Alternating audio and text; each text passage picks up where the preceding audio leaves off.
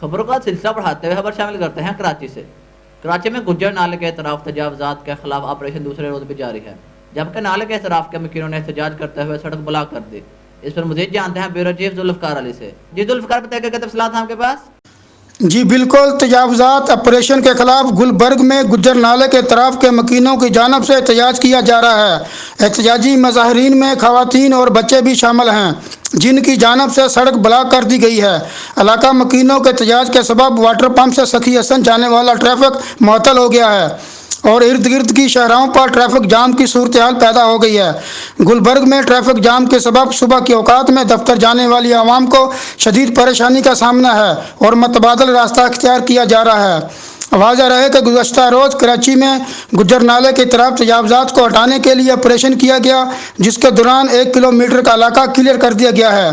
انتظامیہ کا کہنا ہے کہ آپریشن کے پہلے مرحلے میں گجر نالے کی طرف دکانیں، باڑیں اور کاروباری سرگرمیوں کے لیے قائم تجاوزات گرائی گئی ہیں۔ جی بہت شکریہ ذوالفقار، ہمیں تفصیلات سے آگاہ کرنے کے لیے۔